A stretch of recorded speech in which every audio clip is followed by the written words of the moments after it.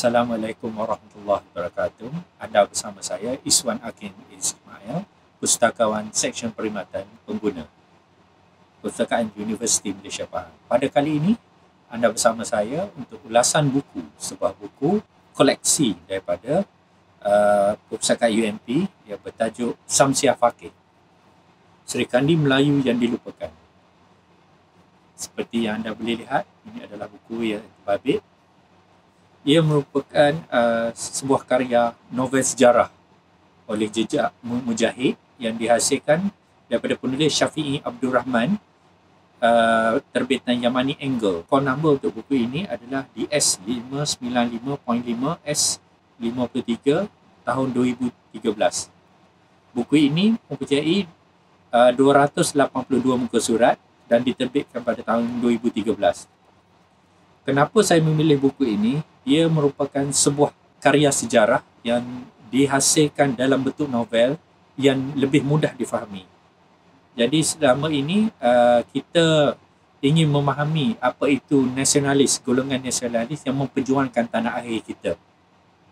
Seperti yang anda semua lihat, buku yang berkaitan dengan golongan nasionalis sama ada Abu Samah, kita ada juga Pak Sako dan juga pelbagai lagi, juga perlu dibaca dengan lebih berlapang dada dan lebih memupuk pemikiran untuk kita memahami situasi yang berlaku pada zaman terbabit.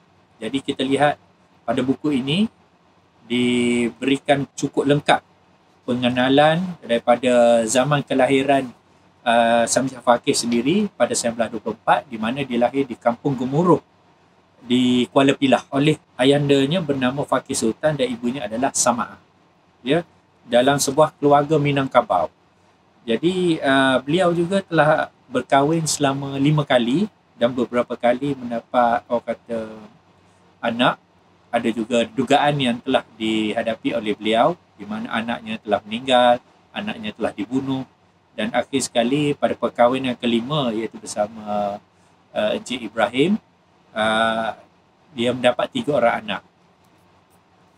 Okey, dalam buku ini juga dia memaparkan bagaimana perjalanan hidup dia, pendidikan dia, di mana dia banyak mempelajari agama daripada sekolah-sekolah pondok sama ada di Indonesia dan juga Negeri Sembilan.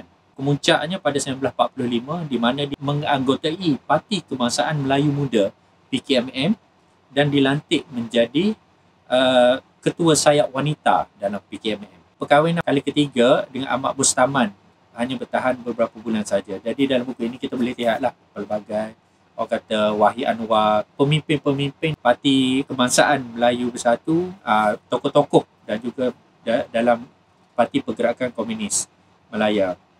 Jadi buku ini dia menerangkan bagaimana peringkat awal Samsiah Faqih terlibat.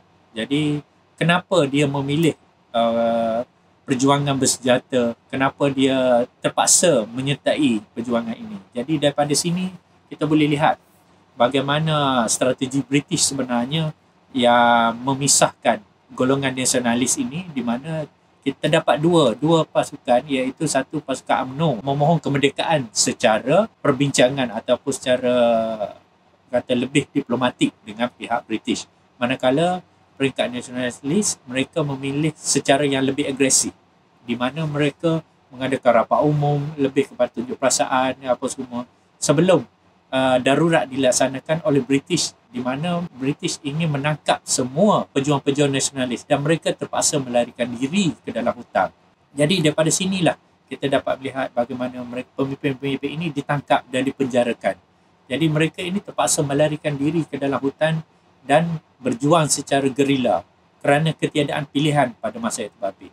Jadi strategi mereka adalah untuk menekan kerajaan British agar menerima kemerdekaan daripada UMNO. Jadi jika tiada tekanan daripada pihak gerila ini, pihak Inggeris mungkin tidak akan bersetuju dengan apa yang ditunjukkan oleh pihak UMNO itu sendiri. Tapi inilah strategi yang akhirnya mereka ini berjuang mengorbankan air mata, mengorbankan kehidupan mereka selama 40 tahun di dalam hutan, lebih daripada keselesaan apa semua, dan mereka mengorbankan anak-anak juga sehingga orang kata ada yang mati dan terbunuh. Namun itulah yang orang kata erti sebuah perjuangan oleh pihak nasionalis yang mungkin disalah tafsir. Mungkin ada yang orang kata mengatakan mereka ini adalah pihak komunis yang menyebabkan kematian tentera apa semua. Tapi itulah hakikat dan realiti yang berlaku pada masa terbabit. Jadi kepada para pembaca, anda boleh membaca dan anda boleh menilai apa perjalanan cerita terbabit. Adakah ia orang kata boleh membuka minda anda untuk membuat penilaian yang lebih orang kata dalam menilai perjuangan, kerana perjuangan itu bukan datang dengan mudah untuk mencapai kemerdekaan. Dia datang dengan pelbagai keringat air mata dalam kita membebaskan negara kita daripada penjajah tanah air. Jadi itu saja daripada saya. Harap anda boleh mendapatkan buku ini di koleksi perpustakaan dan juga di kedai-kedai buku yang terdekat. Okey, sekian. Terima kasih.